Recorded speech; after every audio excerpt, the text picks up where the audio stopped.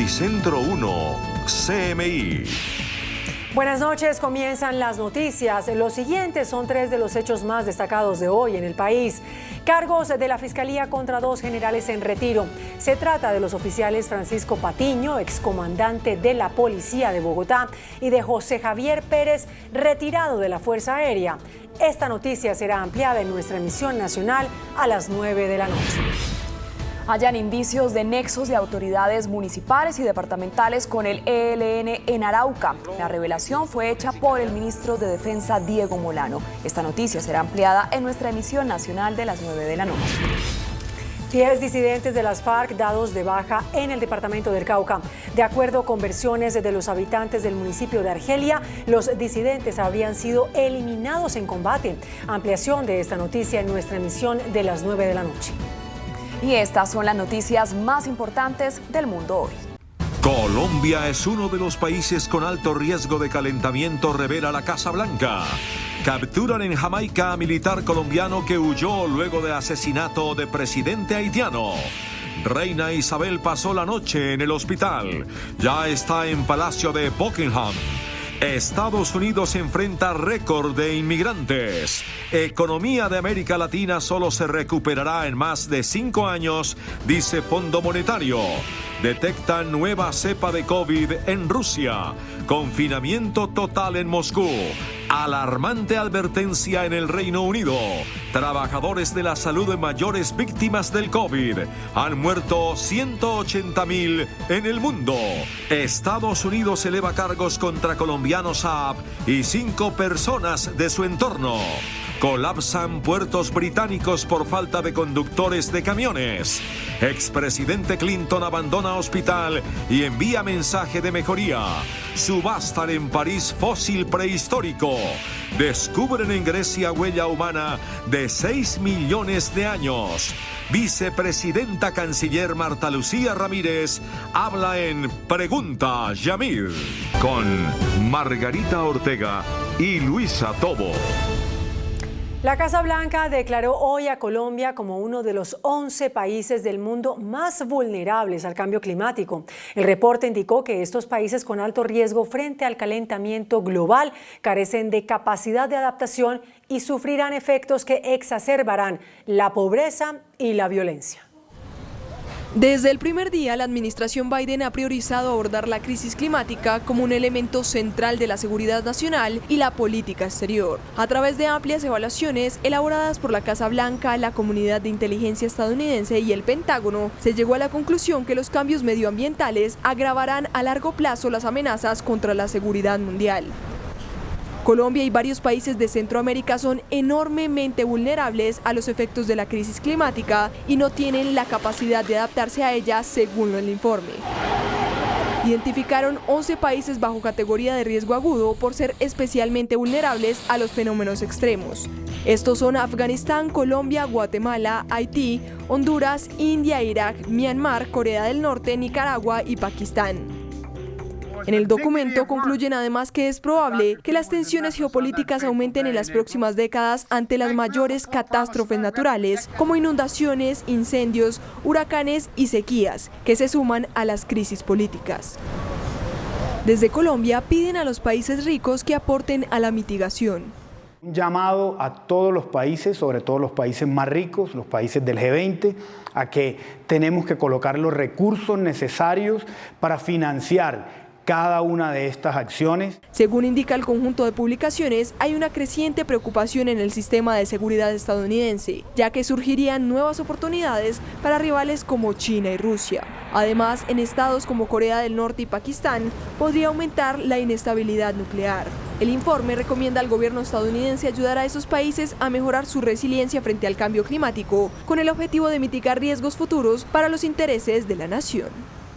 Las autoridades de Jamaica revelaron hoy la captura de un exmilitar colombiano, quien es considerado como el último fugitivo del grupo de mercenarios vinculados al asesinato del presidente de Haití, Jovenel Moïse. Fue capturado en Jamaica el soldado colombiano Mario Antonio Palacios Palacios, vinculado con el magnicidio del presidente de Haití, Jovenel Moïse, registrado el 7 de julio de 2021 dentro de su vivienda en Puerto Príncipe. La detención del colombiano es de suma importancia para las autoridades de Haití, ya que era el único de los militares en retiro señalado de haber ingresado a la casa del presidente, que se había fugado desde el mismo día del magnicidio. Palacios, de 42 años, habría sido ubicado en un sector residencial donde estaba en arriendo en Jamaica. Este exmilitar hacía parte del cartel de los más buscados en Haití, un país que tras más de 100 días del magnicidio del presidente no le ha legalizado la captura de los 18 colombianos señalados de haber participado en el crimen. La reina de Inglaterra, Isabel II, pasó la noche en el hospital donde se sometió a una serie de exámenes luego de cancelar un viaje que tenía programado a Irlanda. La reina británica Isabel II, de 95 años, pasó la noche del miércoles en un hospital para hacerse estudios preliminares después de que se le aconsejara reposo y cancelara una visita a Irlanda del Norte. En un breve comunicado, la Casa Real señaló que siguiendo el consejo médico de descansar durante unos días, la reina asistió al hospital el miércoles por la tarde para realizarse algunos estudios preliminares y regresó al castillo de Windsor a la hora del almuerzo de hoy jueves y mantiene un buen estado de ánimo. Según medios británicos, Isabel II fue examinada por especialistas en el hospital privado King Edward VII en el centro de Londres, el mismo en el que estuvo su marido Felipe de Edimburgo antes de fallecer el pasado mes de abril a los 99 años. El ingreso de la monarca, que el año que viene celebra los 70 años de reinado, no está vinculado con una posible infección por coronavirus. La reina Isabel II es conocida por su sólida salud y se cree que la última vez que pasó una noche en el hospital fue en 2013 cuando sufría síntomas de gastroenteritis. La inmigración ilegal a Estados Unidos rompió todos los récords este año. Según un reporte oficial de la Agencia de Seguridad Nacional, más de 1,7 millones de personas fueron detenidas en la frontera, siendo los mexicanos el grupo que más cruces intentó realizar.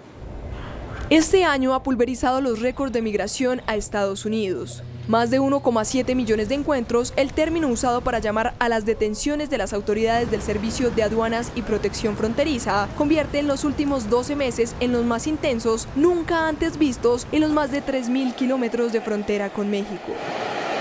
El registro de este año triplica el promedio de los arrestos en los años 2012 a 2020. Las catástrofes climáticas, magnicidios, olas de violencia y la pobreza que azota a varios países de Latinoamérica han expulsado a cientos de miles de personas que han visto en la América de Joe Biden la respuesta a sus problemas. El gobierno demócrata que asumió el poder en enero pasado no parece haber calculado la dimensión del problema, que se ha convertido en el asunto más urgente de su primer año de mandato. En abril de este año, la vicepresidenta Kamala Harris pidió a los migrantes detener sus viajes al país, pero los números de migrantes detenidos, no obstante, reflejan el fracaso del mensaje. En ese mes, fueron aprehendidos 178.799 migrantes en la frontera sur de Estados Unidos. El número se convirtió en un récord y no ha bajado desde entonces.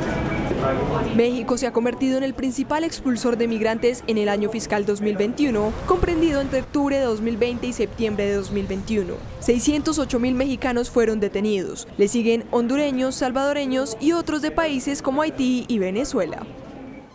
El Fondo Monetario Internacional señaló que la economía de América Latina y el Caribe puede tardar más de 5 años en recuperar los niveles prepandemia, pues ha aumentado sustancialmente la pobreza y se registra una cada vez más precaria situación de la clase media. El director para las Américas del FMI, Nigel Chalk, reveló que el fondo modificó las perspectivas regionales y situó en el 6.3% el crecimiento de América Latina para este año y la redujo a 3% para el 2022. Given these uncertainties, countries should prepare for this recovery not to be a linear path. As the title of our economic outlook suggests, there is a long and winding road ahead, with setbacks likely to be encountered along the way. El FMI advirtió que el panorama actual muestra un desigual repunte del empleo, con mayor impacto en los jóvenes, los menos educados y las mujeres. También hay incertidumbres sobre la productividad y alertó de un daño importante al capital humano. There has been important damage to human capital during the pandemic, both from the unemployment, from increasing informality, and also from prolonged school closures. These trends will likely take many years to reverse.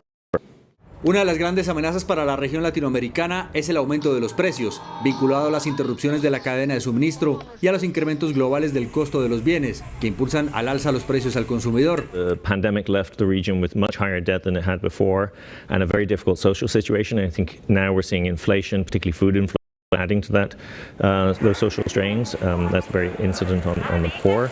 De acuerdo con las estimaciones del Fondo Monetario Internacional, Latinoamérica tendrá una inflación del 9,3% en 2021, lo que significa que será la región con mayor aumento de precios del mundo, y en 2022 se moderará levemente hasta el 7,8%, una cifra aún elevada. Se dispararon las alarmas sanitarias en Rusia luego de que confirmaron el hallazgo de una nueva subcepa del COVID-19. El gobierno ordenó el confinamiento total de Moscú, la capital. La situación epidémica en Rusia sigue empeorando. Es el quinto país del mundo con más casos de COVID-19 por detrás de Estados Unidos, India, Brasil y el Reino Unido.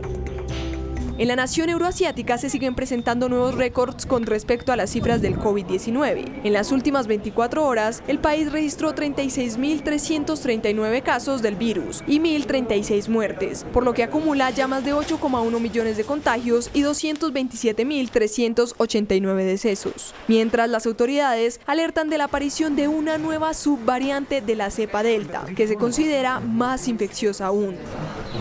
La hecatombe que vive el país desde hace semanas está fomentada por la baja tasa de vacunación y una respuesta tardía por parte de las autoridades. La inmunización avanza con mucha lentitud a raíz de la tradicional desconfianza de los rusos. Menos de un tercio de la población está vacunada.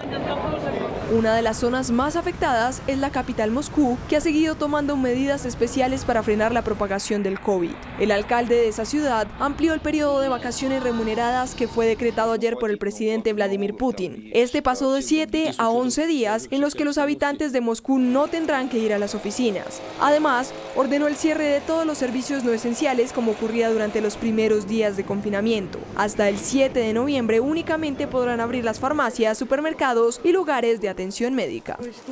Entre tanto, la comunidad médica británica emitió un informe en el que advierte al gobierno que en caso de no tomar medidas restrictivas, los contagios diarios podrían alcanzar los 100.000 casos con la llegada del invierno. Mientras tanto, el primer ministro Boris Johnson se niega a tomar dichas medidas. El Reino Unido, que tiene el octavo mayor número de muertos a nivel mundial por COVID-19 con 139.000, superó durante la última semana los 50.000 casos de COVID-19, una cifra que alertó al gobierno sobre lo que podría suceder con el inicio de la temporada de invierno.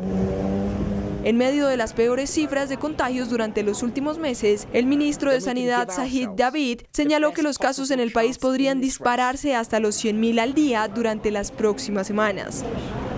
Aunque el primer ministro Boris Johnson admitió que los próximos meses serán un periodo difícil, indicó que aún no es momento para fijar más restricciones, ignorando la alerta de la comunidad médica ante el aumento de contagios. The numbers of infections are high, but we're within the parameters of what the predictions were, what SPI-M and the others said where we would be at this stage, given the steps that we've taken. So we're sticking with our plan. Sin embargo, destacó que el gobierno cuenta con un plan B que pondrá en marcha si la situación empeora y el sistema de salud colapsa.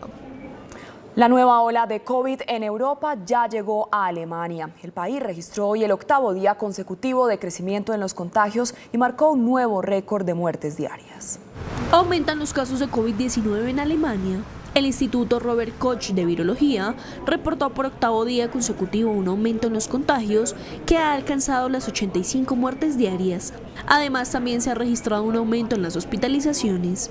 A pesar del incremento de casos durante las últimas semanas, las autoridades alemanas consideran la posibilidad de levantar a finales de noviembre el estado de emergencia nacional por la pandemia, aunque se mantendrían las medidas convenientes a escala regional.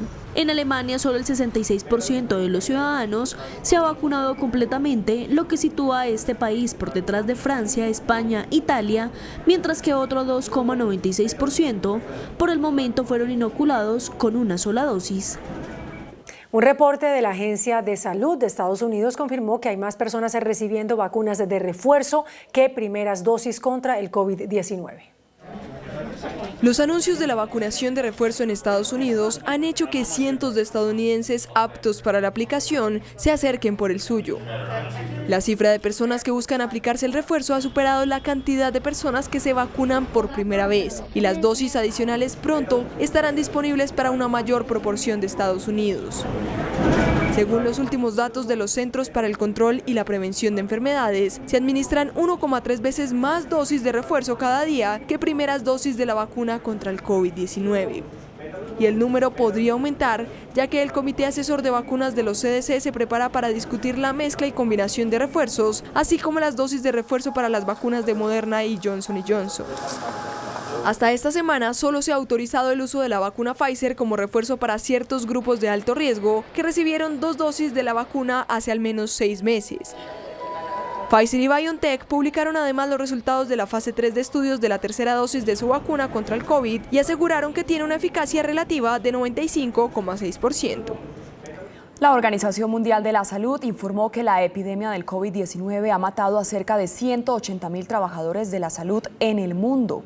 Ante estas alarmantes cifras, el organismo llamó a tomar medidas urgentes y concretas para proteger mejor contra la COVID-19 y otros problemas de salud a los trabajadores de este sector, pues en una proporción cada vez mayor de su fuerza laboral sufre de agotamiento, estrés, ansiedad y fatiga.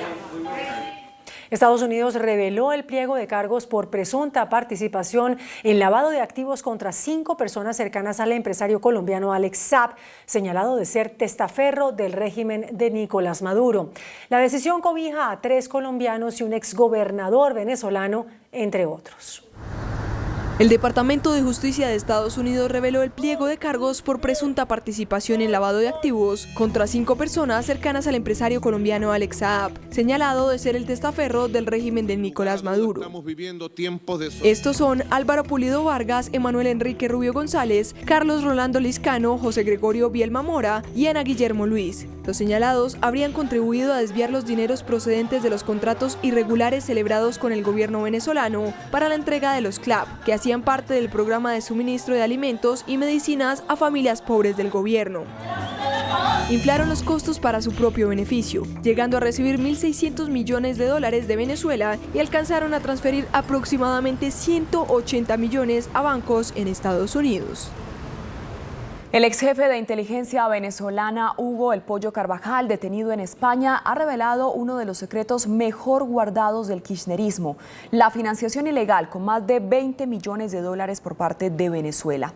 Carvajal confesó que los $800.000 incautados en 2007 no fueron los únicos billetes que el régimen de Hugo Chávez envió a Argentina en forma ilegal. Aseguró que ese fue el vuelo número 21 y que hubo 20 entregas previas de $1 millón cada una. Ese dinero se utilizaba para financiar la campaña electoral de Cristina Fernández de Kirchner, quien en 2007 ganó su primera elección presidencial con el respaldo del 45% de los votos. La crisis en la cadena de suministros y el bloqueo de mercancías en el mundo se agudiza aún más con la alerta emitida por los puertos británicos, que están saturados y al borde del colapso.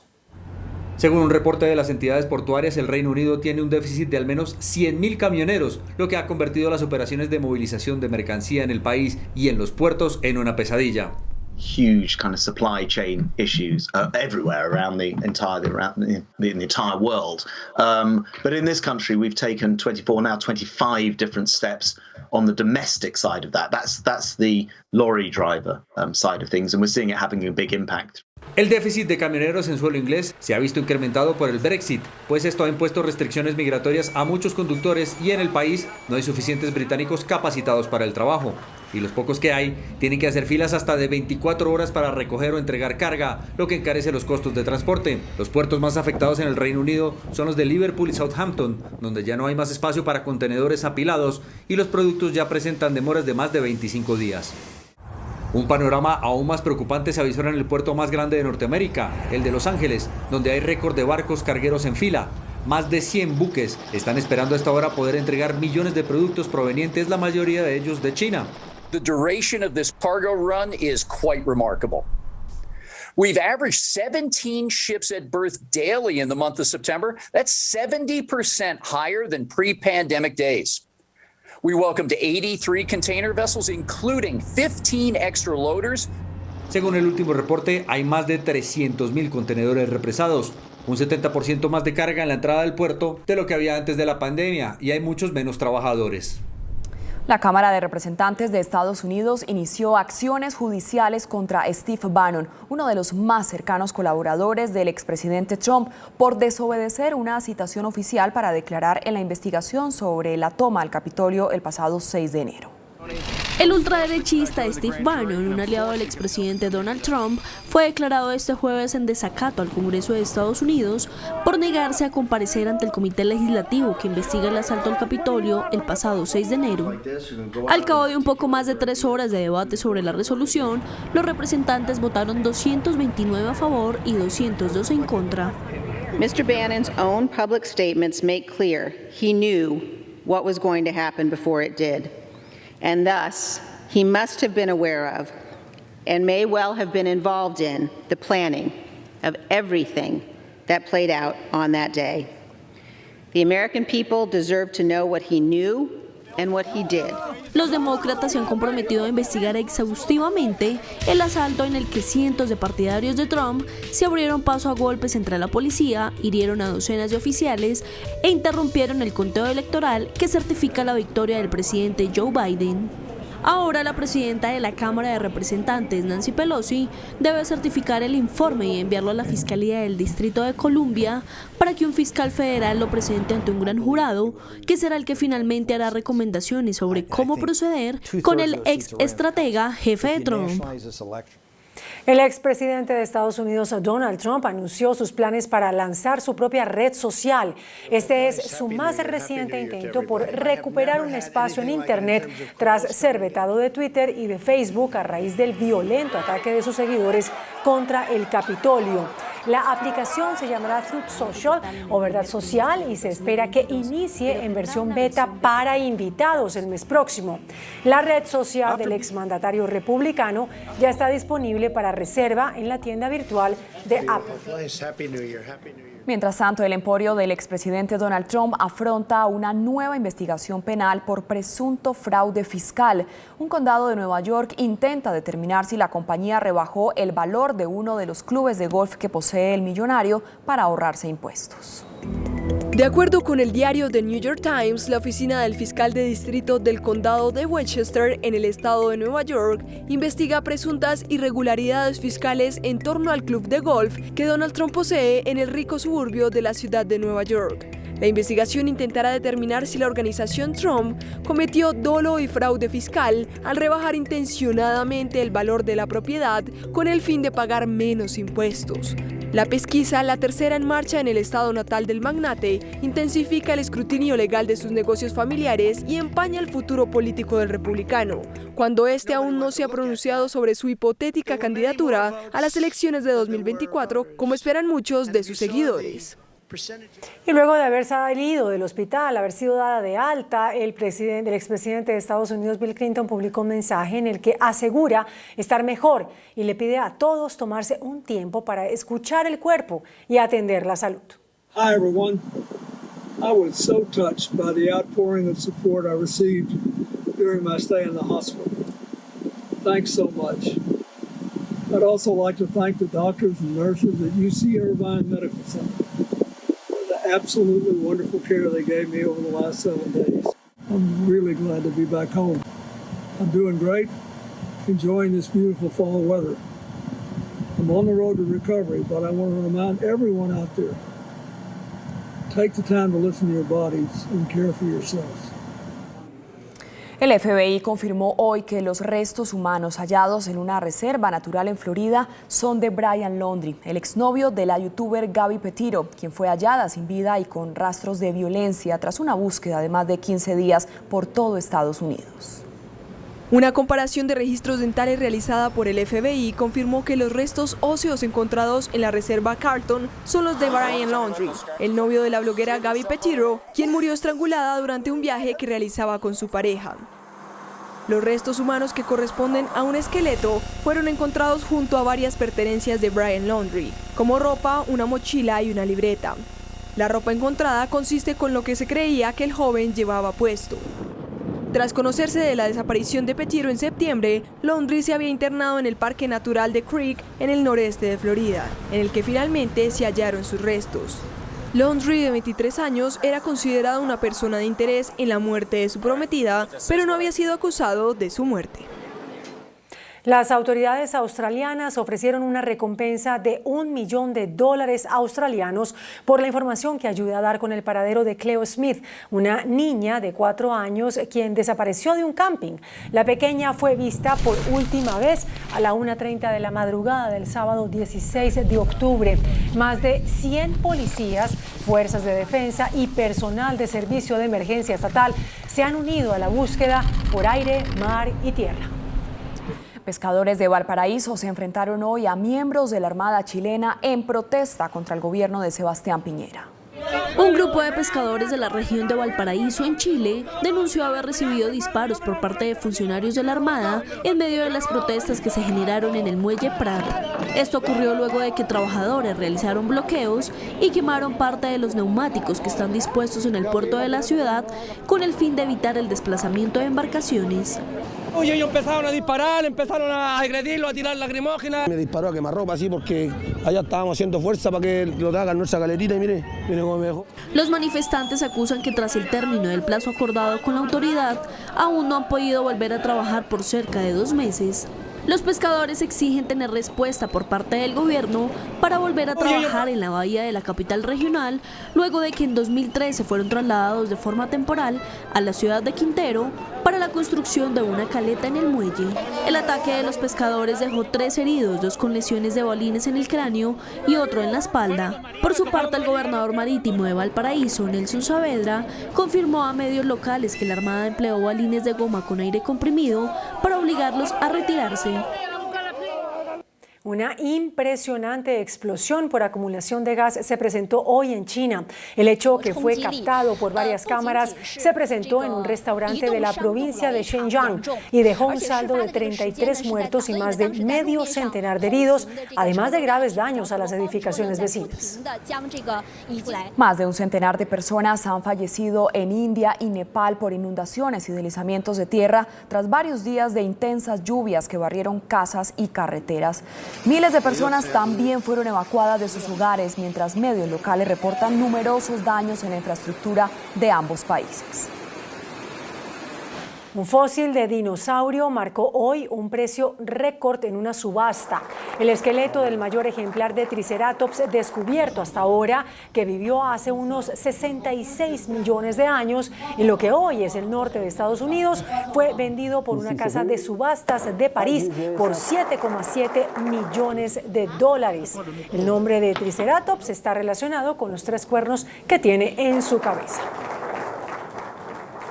Y un histórico hallazgo se presentó en Grecia y podría cambiar varias teorías sobre la evolución humana y las migraciones. En la isla de Creta encontraron huellas humanas de 6 millones de años de antigüedad. Un conjunto de huellas descubiertas por accidente en la isla griega de Creta está planteando preguntas fascinantes sobre los orígenes de la humanidad. Las huellas de Trachilos fueron encontradas en 2002 por el paleontólogo polaco Gerard Kierlinski, y un nuevo estudio afirma que son la evidencia más antigua de ese tipo que se conoce sobre los ancestros humanos. Un equipo de investigación internacional estima que las huellas de Trachilos se remontan a 6 millones de años, lo que las convierte en la evidencia directa más antigua de un pie similar al humano utilizado para caminar. Las huellas son unas 50 y tienen entre 10 y 22 centímetros de largo. Estas huellas las habría dejado un solo individuo en movimiento hacia el sur.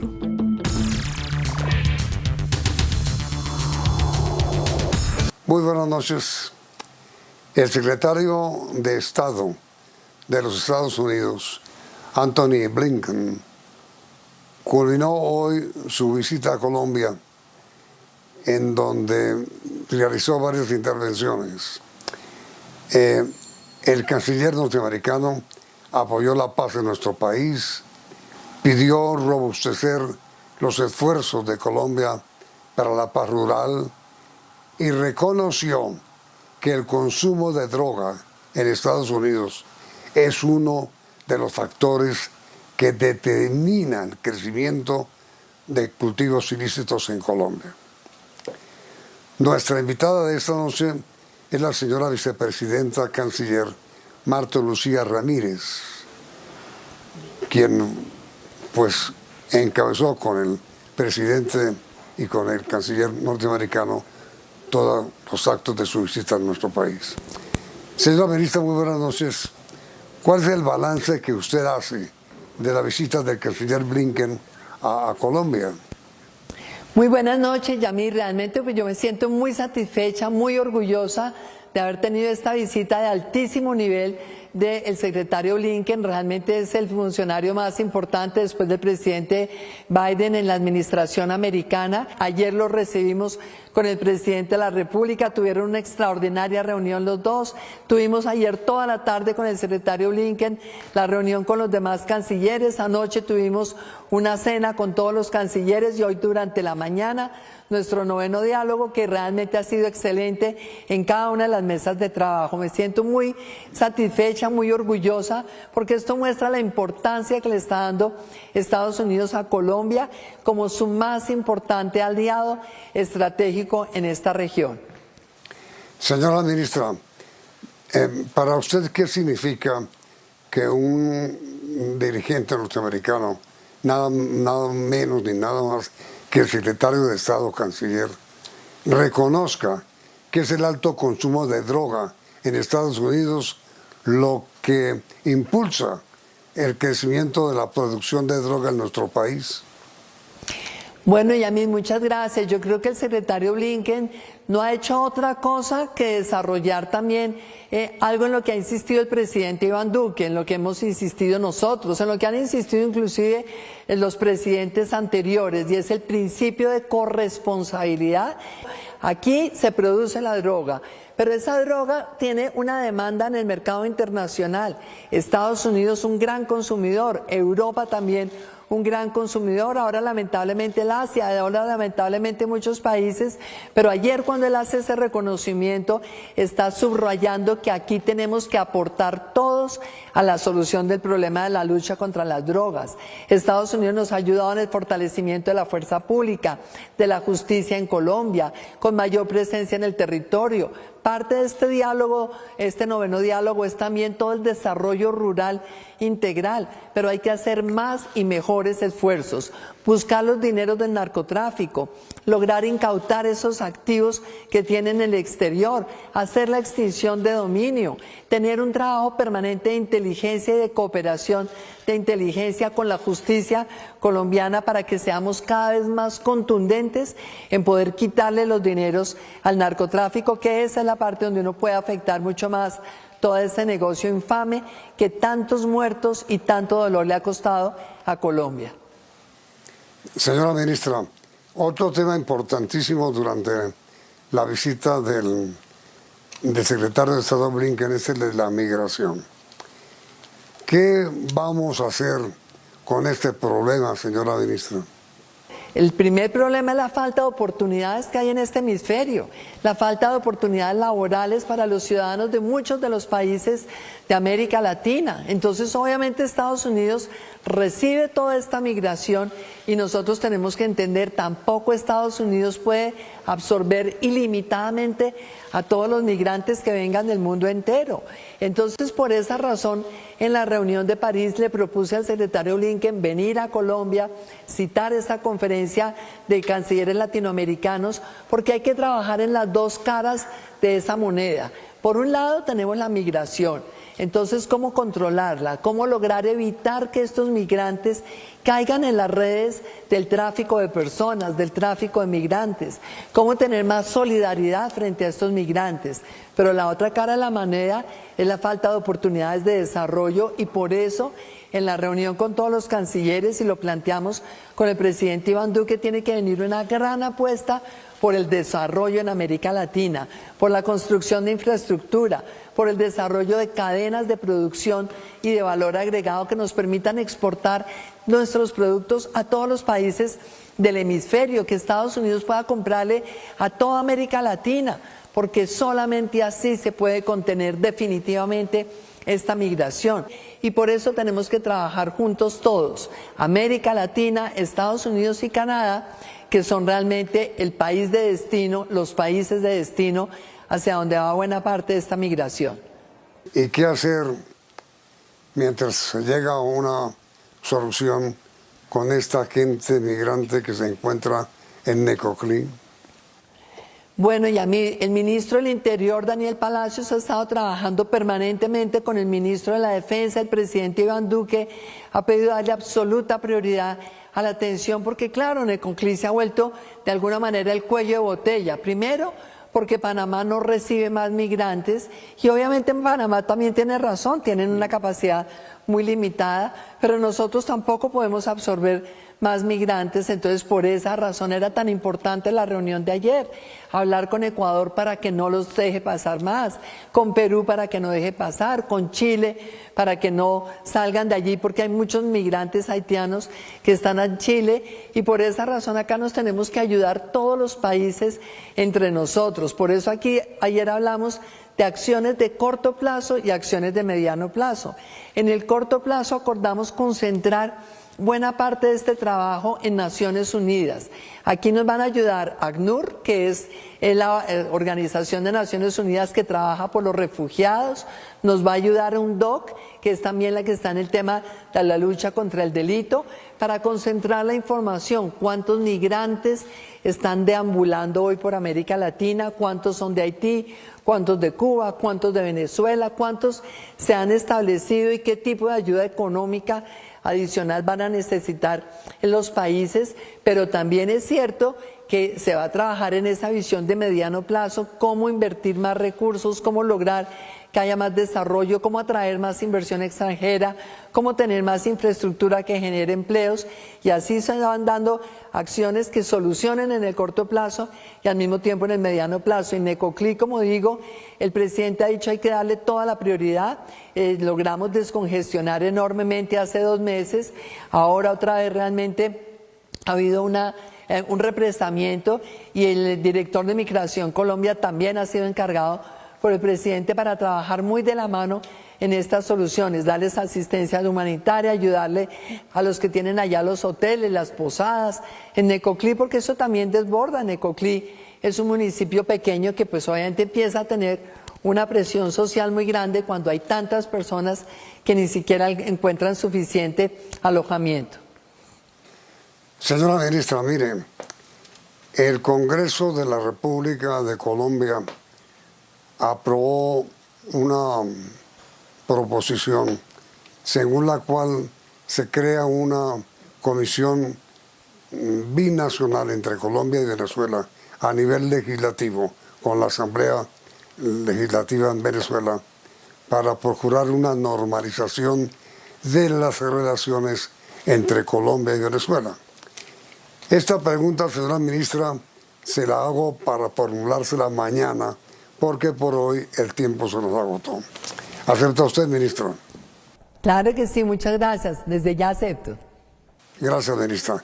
Y a ustedes, televidentes, los invitamos a continuar aquí con nosotros mañana en la segunda parte de la entrevista con la doctora Marta Lucía Ramírez, vicepresidenta y canciller de la República. Muy amable. Noticentro 1, CMI. Registrador Nacional cuestiona confiabilidad de cifras del DANE. Fiscal General hace revelaciones sobre investigación a estafa a Mintic. Cumbre de fiscales de Latinoamérica en Cartagena para enfrentar migraciones. Cargos a 2 generales en retiro por corrupción.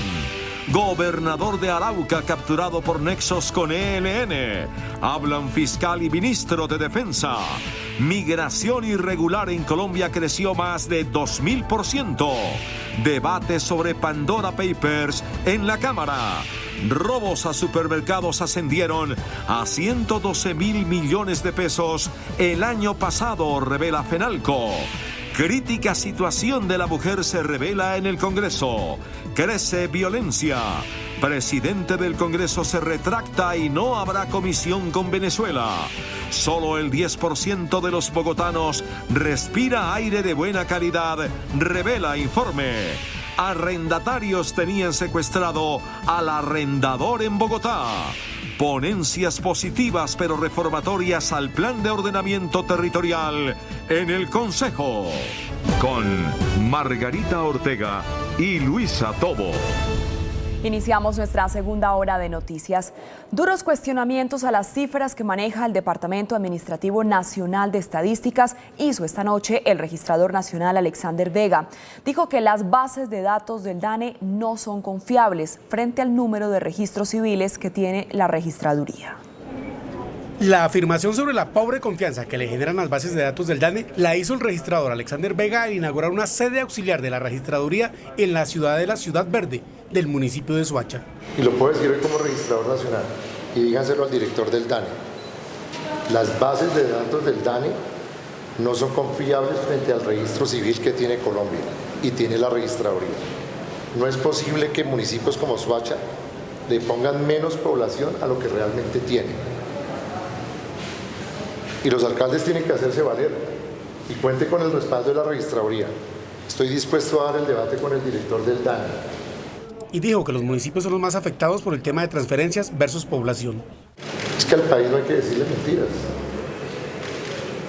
¿Cómo explica que en el DANE somos 50 millones de colombianos y en la registraduría, en registro civil, somos 55? Dijo que al país hay que decirle la verdad y que está dispuesto a dar el debate de frente con el gobierno nacional sobre esta situación. En Cartagena arrancó una cumbre de fiscales y procuradores de Sur y Centroamérica. En la instalación, el fiscal Francisco Barbosa anunció importantes decisiones sobre el caso del contrato firmado entre el Ministerio de Tecnologías de la Información y la firma Centros Poblados. Karen Borges, buenas noches. Detalles de los anuncios del fiscal. Margarita, buenas noches. La saludo desde la ciudad de Cartagena. Desde aquí, el fiscal general de la Nación hizo importantes anuncios en materia judicial. El primero de ellos, relacionado con el caso Mintic Centros Poblados, les advirtió a los testigos del caso que se priorizarán las pruebas por encima de sus declaraciones. El fiscal general de la Nación, Francisco Barbosa, anunció que se adelantan varios procesos de colaboración con los implicados en el escándalo Mintic Centros Poblados. Debemos decir que nosotros estamos esperando mostrar además todo el catálogo de imputaciones que tenemos y empezar también a escuchar a todas estas personas para verificar si optamos o no optamos por acceder a algunos mecanismos de terminación anticipada, entre ellos principios de oportunidad, sabiendo de antemano que vamos a privilegiar la prueba técnica sobre cualquier otra prueba, porque lo que no podemos caer en Colombia es en las dinámicas de falsos testigos. Señaló que se priorizarán las pruebas por encima de los testimonios. Habrá próximamente decisiones en temas que tienen que ver con la segunda línea investigativa, es decir, con peculados, enriquecimientos ilícitos y seguramente por lavado de activos. En los próximos días, el fiscal dará a conocer nuevos resultados sobre este escándalo de corrupción. El fiscal también se refirió a la captura del gobernador de Arauca por presuntos nexos con el ELN. En las últimas horas, hombres del CTI de la Fiscalía capturaron al gobernador de Arauca, José Facundo Castillo Cisneros. De acuerdo con la Fiscalía, durante sus dos periodos como gobernador, el primero entre el 2012 y el 2015 y el periodo actual, Castillo Cisneros habría pactado un acuerdo financiero a través de contratos estatales con presuntos integrantes del Frente Domingo Laín Sáenz del ELN para que continuaran con su actuar delincuencial a cambio de logística y protección militar para su seguridad y desplazamiento por los municipios del departamento. En ese sentido, la Fiscalía señala al mandatario de haber adjudicado solo durante su primer gobierno 8 contratos a integrantes del ELN por diferentes objetos como estudios y diseños de vías, proyectos de espacio público, infraestructura educativa, entre otros. El fiscal general de la Nación se refirió al caso. Nosotros no vamos a permitir ni en este caso, ni en ningún otro caso, que exista una especie de contubernio entre la delincuencia y las autoridades del Estado. Al gobernador de Arauca se le imputarán cargos por los delitos de concierto para delinquir, financiación al terrorismo, contrato sin cumplimiento de requisitos legales y peculado por apropiación agravada. Y precisamente a esta hora se desarrolla la audiencia de legalización de captura del gobernador de Arauca. Pero en otras noticias, el fiscal también se refirió a la imputación de cargos a 2 generales retirados, el primero por corrupción y el segundo por el caso del grafitero Diego Felipe Becerra. Desde Cartagena, el fiscal general de la Nación, Francisco Barbosa, anunció la imputación de cargos al general retirado de la policía, Francisco Patiño, excomandante de la Policía Metropolitana de Bogotá. El general retirado es señalado de haber participado en la alteración de la escena del crimen para encubrir el asesinato del grafitero Diego Felipe Becerra, de 16 años de edad.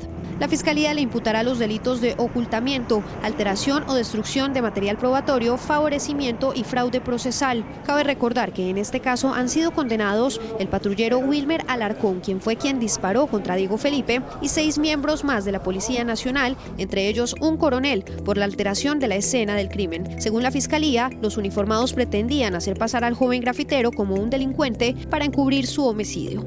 El fiscal también anunció la imputación de cargos al general en retiro de la Fuerza Aérea, José Javier Pérez, por corrupción en la suscripción de un contrato en marzo del 2010 para la adecuación de los talleres de mantenimiento, aulas de entrenamiento y sala de juntas de la Dirección Técnica de Satena cuando se desempeñaba como presidente de esa aerolínea.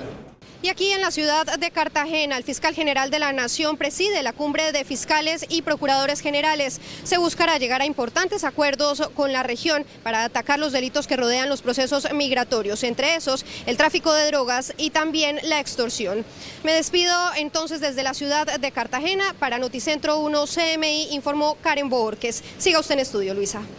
Karen, muchísimas gracias. Y hace pocos minutos fue capturado en Bogotá el exgobernador de Arauca, Ricardo Alvarado, también señalado de favorecer presuntamente al ELN. En otras noticias, la Superintendencia de Sociedades sometió a máximo control a las empresas que integraron el consorcio Centros Poblados. El anuncio fue hecho por la Superintendencia de Sociedades a través de un comunicado donde se notifica el máximo grado de supervisión y control a 3 de las 4 empresas que pertenecen a la Unión Temporal de Centros Poblados. Se trata de las compañías ICM Ingenieros SAS, Intec de la Costa SAS y Omega Buildings Constructora, las que estarán bajo la supervisión de la entidad. La medida se toma tras el escándalo que giró en torno a las irregularidades del proyecto de conectividad de los centros poblados adjudicado por el Ministerio de Tecnologías de la Información y Comunicaciones. La superintendencia ejercerá el control con el fin de ordenar los correctivos para subsanar situaciones críticas de orden jurídico, contable, económico y administrativo. La decisión de la entidad no recae sobre el cuarto integrante, la Fundación de Telecomunicaciones Novotic, por ser una entidad sin ánimo de lucro. A partir de la fecha se iniciará una serie de visitas sobre estas empresas. El ejército anunció que al menos 10 disidentes resultaron abatidos en combates en Argelia, Cauca. Las confrontaciones de la fuerza pública serían contra la columna José María Becerra del ELN y el Frente Carlos Patiño de las disidencias de las FARC. Hasta el momento conocemos que por parte de la estructura Carlos Patiño sufrieron varias afectaciones, se hablan más de 10 afectaciones, 10 muertos en operaciones de desarrollo contra esta estructura. Hasta el momento no se cuenta con evidencia que permita corroborar el número de bajas reportadas por la Tercera División del Ejército. El ministro de Defensa, Diego Molano, aseguró que inteligencia ha encontrado información sobre los vínculos de autoridades de Arauca con el ELN y las disidencias de las FARC.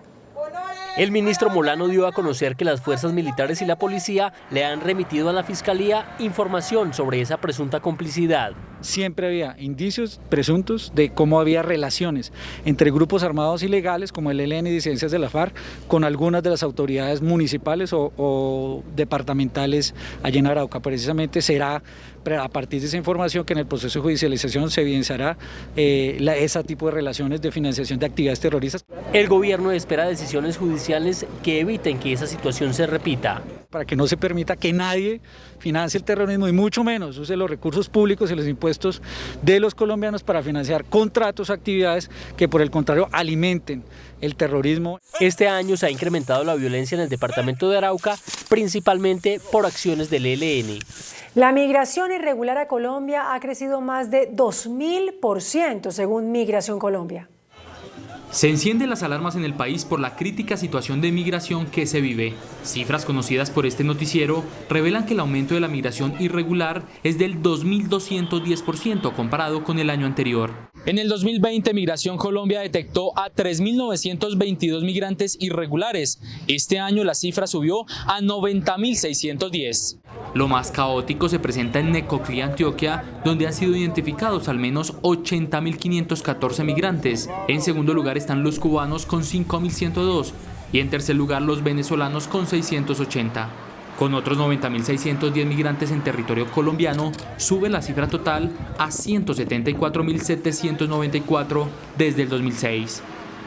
2 exfuncionarios del Ministerio de Salud, quienes habían sido absueltos por corrupción, fueron condenados a 24 años de cárcel por el carrusel de la salud.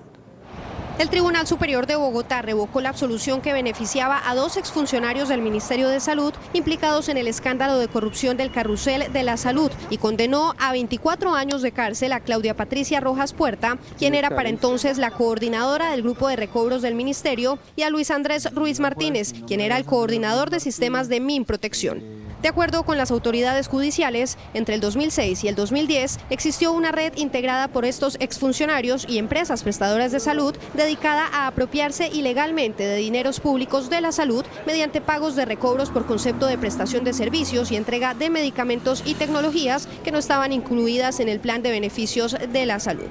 Los condenados deberán responder por el delito de peculado por apropiación agravado en 19 casos de fraude al sistema de salud. Hace pocos minutos terminó en la Cámara de Representantes un debate a los funcionarios que aparecieron en los llamados Pandora Papers por tener cuentas y sociedades en el exterior. La oposición pidió la renuncia de los mencionados. El debate inició con las intervenciones de los representantes de la oposición, los citantes. Tiene que renunciar, doctor Junco. No tiene presentación que usted tenga empresas en lugares que, si bien en el papel todavía no son paraísos fiscales, sí por lo menos tienen una dudosa procedencia, historia de secretismo bancario. Lo que ustedes hacen, que es sacar la plata de este país para beneficiarse tanto allá como aquí del tema de los impuestos. Llegó el momento de la defensa.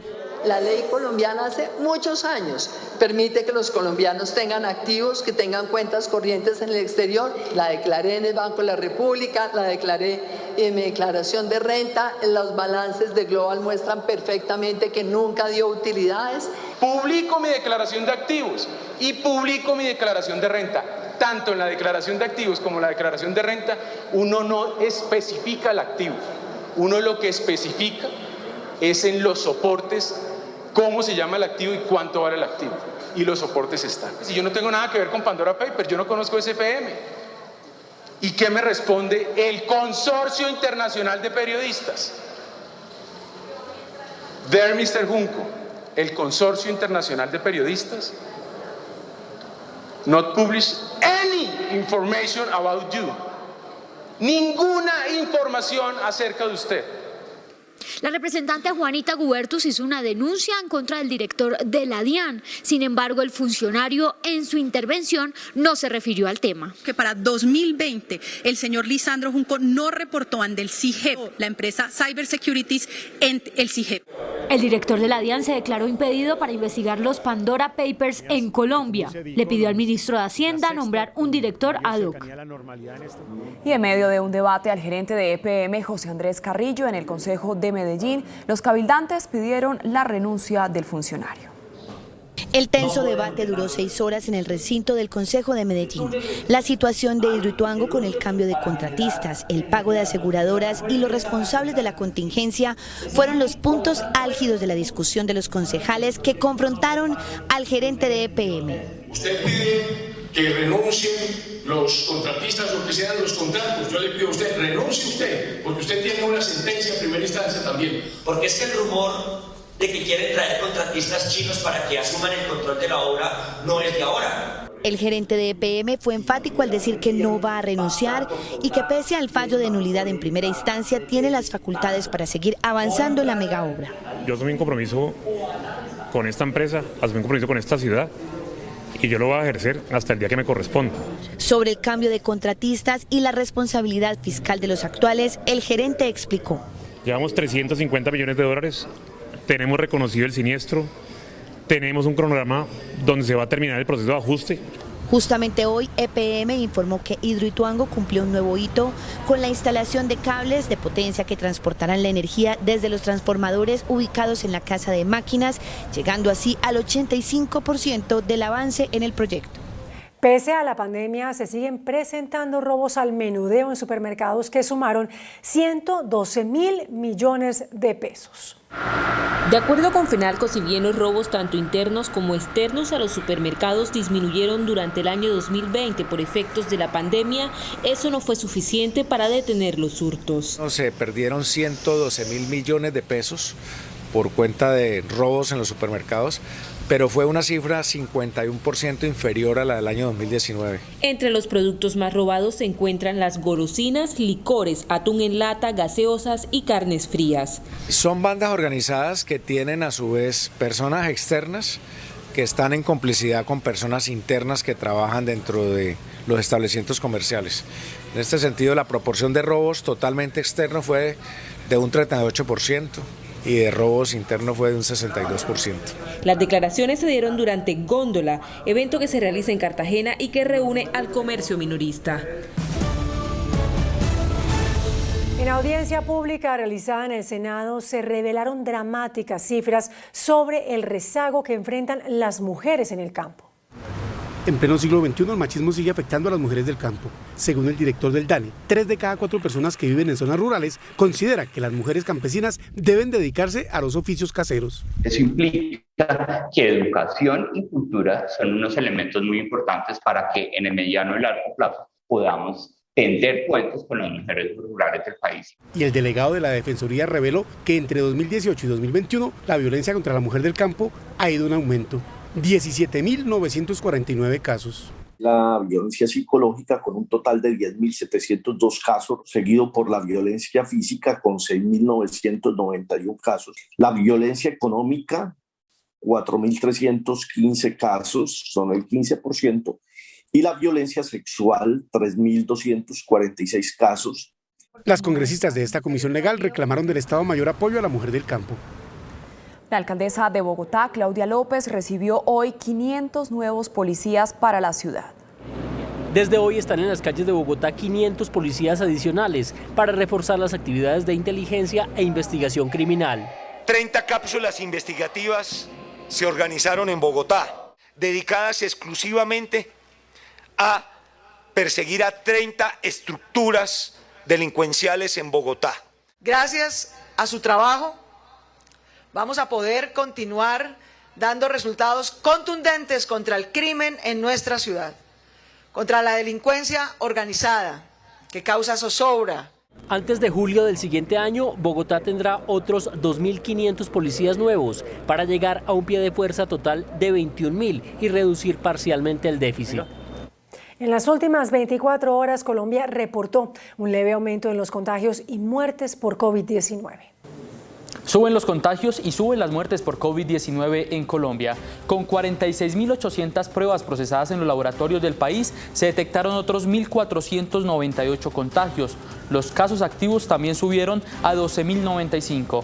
Las muertes reportadas en las últimas horas, otras 28. El total de fallecidos por COVID-19, 126.959. Recuperados aumentan con otros 1.300 para un total de 4.830.746. Y las cifras de los últimos 4 días, el comportamiento de la pandemia. 18 de octubre, 1.043 casos, 21 fallecidos.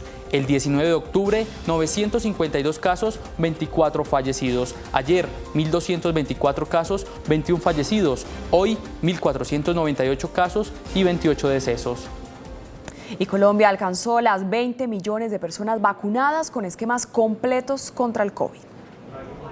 Colombia alcanzó la cifra de 20 millones de personas vacunadas contra el COVID-19 con esquemas completos. Esto representa, en cifras redondas, el 40% del total de la población. Yo creo que es una buena noticia en por lo menos 2 sentidos. Uno, pues cuando se van cumpliendo estos hitos, la gente se va dando cuenta que el país, el gobierno, el sistema de salud está comprometido con su salud y eso los motiva a aquellos que todavía no lo han hecho a vacunarse más. El directivo explicó que los mayores de 70 años ya se pueden acercar sin necesidad de cita previa a los puestos de vacunación para aplicarse los refuerzos de la vacuna contra el COVID. Según el Ministerio de Salud, actualmente hay 10 millones de dosis disponibles. El presidente de la farmacéutica Inovio, Joseph Kim, reveló detalles de la forma como Colombia producirá vacunas contra el COVID-19. Tras la firma del memorando de entendimiento con el gobierno colombiano, el laboratorio estadounidense pone en marcha los estudios para lo que será la implementación de una vacuna contra el COVID-19 en 2022. Se tendrán de 4 a 6 meses de ensayo y 1 año de implementación a una vacuna que será más segura. Se adelantan 2 procesos de estudio, uno con la Organización Mundial de la Salud y otro por parte de la propia compañía. Se tendrá nueva tecnología y la oportunidad de desarrollar trabajos en el país. Colombian government and Inovio signed a MOU to establish a vaccine manufacturing capabilities in Colombia with Inovio's technology transfer. Colombia fortalece sus alianzas para enfrentar el COVID-19. Y un positivo balance de la visita del secretario de Estado de los Estados Unidos, Antony Blinken, hizo la canciller Marta Lucía Ramírez en el programa Pregunta Yamit. Para la vicepresidenta y canciller Marta Lucía Ramírez, el hecho de que Antony Blinken, considerado el segundo hombre más importante de los Estados Unidos, después del presidente Joe Biden, haya visitado a Colombia durante 2 días, es más que positivo. Ayer lo recibimos con el presidente de la República, tuvieron una extraordinaria reunión los dos. Tuvimos ayer toda la tarde con el secretario Blinken la reunión con los demás cancilleres. Anoche tuvimos una cena con todos los cancilleres y hoy durante la mañana nuestro 9º diálogo, que realmente ha sido excelente en cada una de las mesas de trabajo. Me siento muy satisfecha, muy orgullosa, porque esto muestra la importancia que le está dando Estados Unidos a Colombia como su más importante aliado estratégico en esta región. Las afirmaciones de la vicepresidenta y canciller las hizo en el programa Pregunta Yamit, transmitido todos los días a las 8:30 por Noticentro 1 CMI, por el Canal 1. Y la vicepresidenta Marta Lucía Ramírez aseguró que México tenía la potestad para haber enviado a Paraguay a alias Rodrigo Granda, pero que prefirió reportarlo hacia Colombia, donde el gobierno tiene que respetar los acuerdos de paz y no puede capturar a exintegrantes de las FARC. La vicepresidenta y canciller Marta Lucía Ramírez reconoció hoy que las autoridades colombianas no pueden atender las circulares rojas de la Interpol contra los excomandantes de las FARC que estén cumpliendo con el proceso de desmovilización según los acuerdos de La Habana. Por esa razón, alias Rodrigo Granda, requerido por la justicia del Paraguay, no puede ser detenido en el país. En el momento en que lo detectaron en el aeropuerto de México, México ha podido optar o mandarlo a Paraguay, lo mandaron a Colombia. Cuando llega a Colombia, ¿qué sucede? Pues nosotros sí estamos obligados al acuerdo que se hizo con las FARC. En cambio, Paraguay no lo está, México no lo está. Y esa fue la decisión que se tomó por parte de las autoridades mexicanas, mandarlo acá. La vicepresidenta y canciller dijo que Colombia tiene la disposición de cooperar con las autoridades del Paraguay en ese y en otros asuntos de interés para ese país. El presidente del Congreso, Juan Diego Gómez, aseguró hoy que el legislativo reconoce que el manejo de las relaciones internacionales es potestad exclusiva del gobierno y explicó por qué le envió una carta al presidente de la Asamblea de Venezuela para entablar acercamientos entre las dos corporaciones. Dice el presidente del Congreso, Juan Diego Gómez, que al enviar a la Asamblea de Diputados de Venezuela la carta con la proposición aprobada en la plenaria de la corporación, estaba acatando la decisión de las mayorías, pero que entiende que las relaciones internacionales las maneja es el presidente. De ninguna manera sustituye las facultades constitucionales del manejo de las relaciones internacionales en cabeza del presidente Iván Duque, quien ha sido categórico en afirmar que el Estado colombiano no reconoce el gobierno de Nicolás Maduro. Dice el presidente del Congreso que ante la negativa del gobierno Duque a entablar relaciones con la Asamblea Chavista de Venezuela, el Congreso de Colombia no puede hacer algo distinto a lo que manda el Ejecutivo. Este jueves quedó en firme la orden de desalojo de los indígenas en Vera del Parque Nacional en Bogotá. En una audiencia pública a la que no asistieron los indígenas, el inspector de policía dejó en firme el desalojo del Parque Nacional. Vamos a restituir el inmueble, sin embargo, vamos a garantizar que dicha recuperación no sea de manera violenta, sino concertada. Previo al desalojo, el distrito tendrá 48 horas para caracterizar esta población. En caso de que ellos no acepten o no permitan el ingreso, este despacho materializará en cabeza de la Policía Nacional la restitución del inmueble.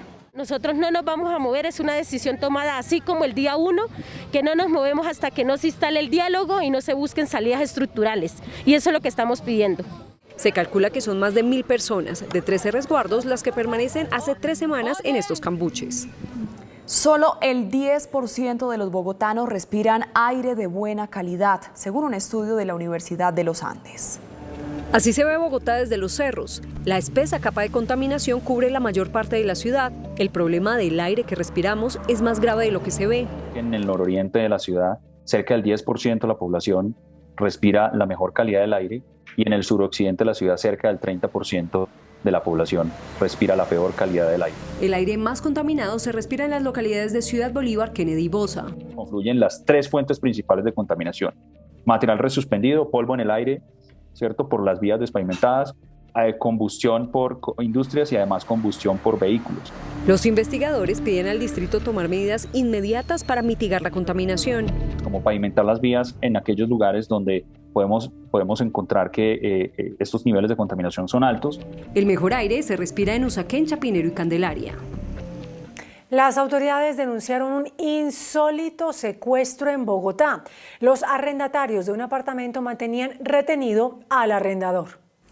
Secuestro en un apartamento en Bogotá. En las últimas horas, el Gaula de la policía dio captura a 3 personas señaladas de protagonizar un secuestro en una vivienda en el suroccidente de la capital. Yo tengo un apartamento, se lo arrendé a unas personas para que se fueran a vivir allá. Al día siguiente de habérselo arrendado a ellos, me llamaron para que me presentaran en el apartamento, que porque les había ocurrido un hecho y que necesitaban mi presencia. Esas personas me encañonaron con revólveres y empezaron a maltratarme verbalmente y físicamente, diciéndome que yo les había robado una plata y que yo tenía que reponerles la plata. La Dirección Antisecuestro y Antiextorsión de la Policía Nacional, a través del Gaula Bogotá, logró la captura de 3 personas por los delitos de secuestro extorsivo y hurto agravado y calificado. Los sujetos fueron puestos a disposición de la Fiscalía General de la Nación. Y hoy fueron radicadas las 3 ponencias del Plan de Ordenamiento Territorial. Aunque todas son positivas, plantean modificar la iniciativa. Aunque los concejales ponentes este jueves le dieron visto bueno al proyecto, plantearon modificar el 30% de los artículos. Uno de los cambios más importantes busca cerrarle la puerta a los bares, moteles y prostíbulos en zonas residenciales. Ese tipo de negocios podrían estar en cualquier parte de Bogotá, solo en vías grandes como la Carrera 30, la Calle 80, la Avenida Caracas. Proponen además eliminar la restricción para construir apartaestudios y se deja el área mínima de 42 metros cuadrados solamente para vivienda VIP y BIS. Que las personas puedan adquirir apartaestudios de una sola habitación y de un espacio menor a 42 metros cuadrados en viviendas no de interés social y no de interés prioritario. En el POT se incluye un segundo aeropuerto para Bogotá. Que involucre más vuelos nacionales y el aeropuerto del Dorado debería hacer más vuelos internacionales. Plantean dejar los predios de la LO como reserva vial para que los próximos alcaldes ejecuten el proyecto y cambios en los perfiles viales. Los perfiles viales deben de quedar tal y como están. Al contrario, tenemos es que construir vías porque la ciudad está totalmente colapsada en el tema de movilidad. El Consejo tendrá hasta la primera semana de diciembre para aprobar el POT. Los tiempos están apretados porque se cruzaría con la aprobación del presupuesto. La empresa Monómeros S.A. desistió de continuar en el proceso de reorganización solicitado a la Superintendencia de Sociedades. La empresa tomó la decisión al llegar a una serie de acuerdos con sus acreedores que permiten un nuevo espacio financiero a una de las compañías más importantes en producción y distribución de fertilizantes para el sector agropecuario del país. La Superintendencia de Sociedades aceptó la solicitud de Monómeros de desistir de un proceso de reorganización al considerar que pueden manejar la situación financiera a través de convenios directos. Se espera que las decisiones de la empresa permitan mantener el suministro de los proveedores de bienes y servicios por los acuerdos que se suscriban. La superintendencia, sin embargo, seguirá ejerciendo control preventivo sobre la empresa. El Banco Agrario anunció 6 líneas de crédito para el sector cafetero. Los recursos serán para los programas de renovación e inversión en maquinaria y equipos de producción. Las líneas de crédito tendrán tasas preferenciales. El índice de capitalización de la bolsa, que mide el comportamiento de las 20 principales acciones, cerró a la baja. El informe bursátil. El índice selectivo MSCI Colcap de la Bolsa de Valores de Colombia bajó 0,28% a 1.410 puntos. La acción de Concreto fue la que más subió, con una valorización de 1,96% a 312 pesos. La acción de Cementos Argos fue la que más bajó, con una pérdida de 1,12% a 6.180 pesos. La acción más negociada de la jornada fue la de Ecopetrol, al movilizar más de 23.000 millones de pesos, con una variación negativa de 0,92% a 2.910 pesos. La Superintendencia de Industria y Comercio impuso una multa a Claro por usar la base de datos de portabilidad numérica para fines de marketing. La compañía usó la base de datos sin autorización para atraer nuevos usuarios. La multa asciende a 950 millones de pesos. Y el dólar cerró al alza. Indicadores económicos en Noticentro 1 CMI. Los indicadores económicos.